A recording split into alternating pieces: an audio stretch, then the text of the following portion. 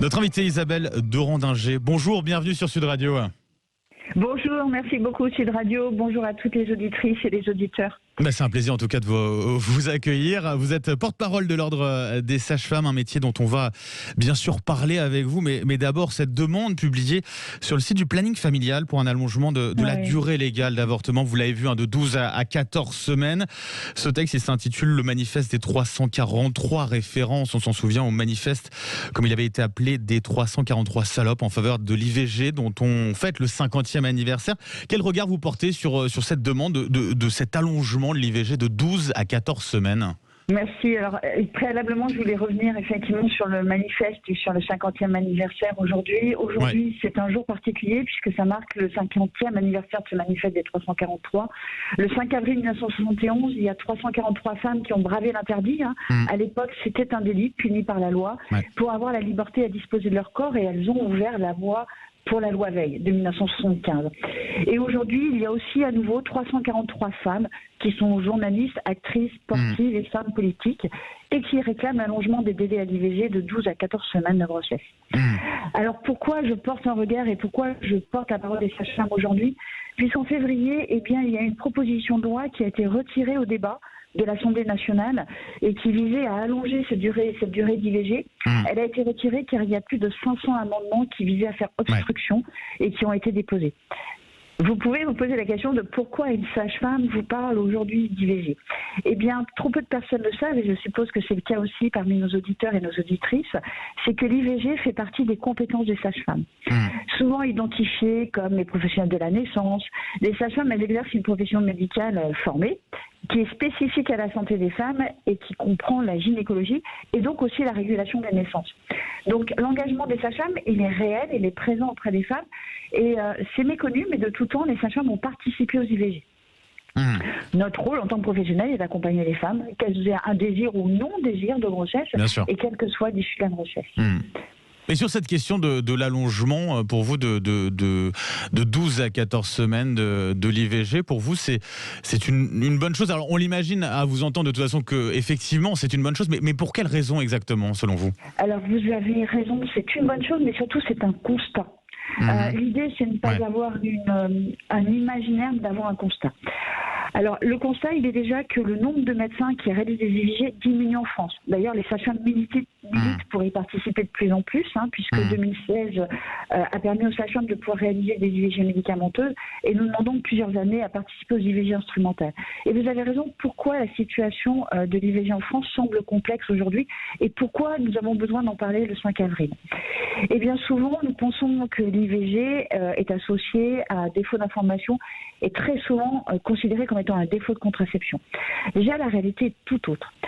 Les femmes, quel que soit leur milieu social, quel que soit leur niveau d'information, ont relativement souvent recours à l'IVG, puisqu'en France, c'est une femme sur 3 qui aura recours dans son parcours de femme à l'IVG.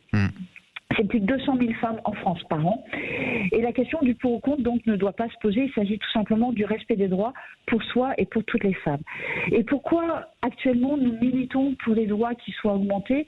Eh bien parce qu'actuellement il y a plus de 5 000 femmes qui doivent tous les ans avorter à l'étranger, faute d'avoir accès à l'IVG en France dans des délais légaux.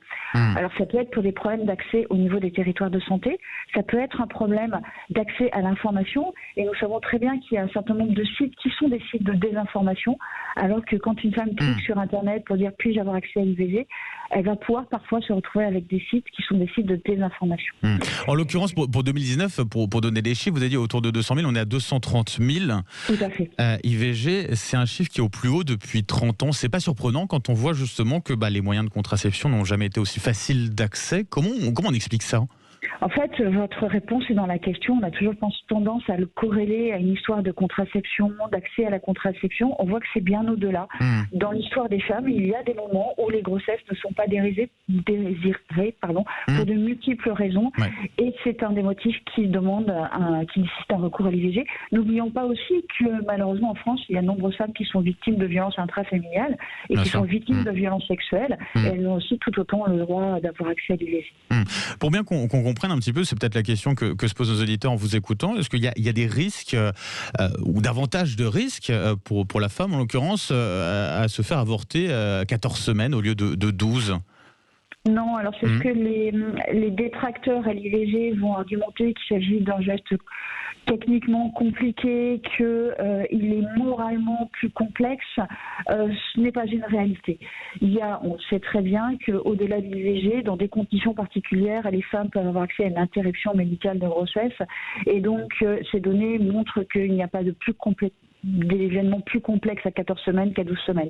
Par ailleurs, la France est aussi une atypie. Il y a un certain nombre de pays qui ont des délais d'IVG qui sont beaucoup plus prolongés et qui ne rencontrent pas de difficultés dans la réalisation des gestes. La vraie difficulté, elle est pour les femmes qui n'ont pas accès à l'IVG et pour les femmes qui n'ont pas les moyens forcément d'aller en dehors de la France pour avoir accès à ce droit fondamental. Sur la question, alors, pour aller au-delà sur d'autres sujets, notamment la question du Covid, on en est où des connaissances actuellement sur le sujet par rapport aux femmes enceintes et les risques potentiels de transmission? J'en profite parce que vous êtes sage-femme pour vous poser la question. Oui, vous avez raison. Alors, en plus, j'ai entendu dans votre bulletin parler du nombre de contaminations en France qui croît malheureusement. Les femmes, elles ont souvent été oubliées dans la crise sanitaire. On a très peu entendu parler des femmes au cours de la première crise. Et d'ailleurs, je rappelle à toutes nos auditrices que le droit à la consultation gynécologique, la consultation obstétricale est un droit et que même en phase de confinement, il est tout à fait possible d'aller consulter son médecin ou sa sage-femme sans aucune entrave et simplement en remplissant son attestation. Là, il y a eu des situations dramatiques. La maternité n'a pas été épargnée. Les pouvoirs politiques ont eu pensé. Il y a eu des témoignages, on s'en souvient aussi poignants, sur des accouchements avec des masques ou au tout début sur le premier confinement. Je dirais que les pouvoirs politiques ont pensé globalement qu'il y avait une espèce de dôme de verre qui protégeait la maternité et les femmes de la situation pandémique. Ce n'est absolument pas une réalité.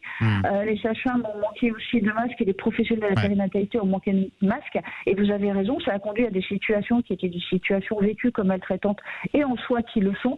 C'était d'imposer à des femmes de porter des masques pendant l'accouchement parce que les professionnels de santé n'avaient pas ces masques. Et ces situations, j'ose espérer, sont de moins en moins nombreuses et doivent être dénoncées.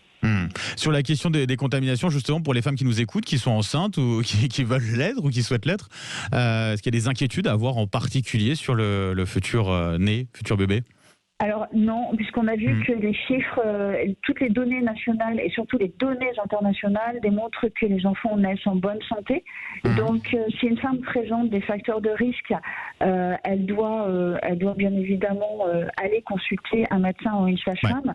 Ça a été oublié par notre président de la République, mais les sages-femmes participent à l'effort de la nation qui est la stratégie de vaccination contre le Covid. Donc il est bon de le préciser aux citoyens parce que ils ne le savent pas. Mais d'ailleurs, vous êtes mobilisés à plusieurs reprises justement pour le faire savoir aussi. Oui. Et donc je le rappelle, puisque mercredi le président de la République a oublié de le mentionner, les sages-femmes participent à la stratégie de vaccination et à l'effort national. Et depuis très très peu, les femmes enceintes peuvent être vaccinées. Et ben voilà, c'est important en tout cas de le dire. Donc voilà. c'est effectivement pendant la grossesse.